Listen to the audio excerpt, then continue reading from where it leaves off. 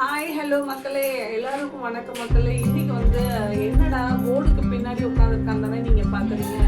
Today பார்த்தீங்கன்னா என்னுடைய channel start பண்ணி 1 இயர் கம்ப்ளீட்டட் ஆயிடுச்சு மக்களே.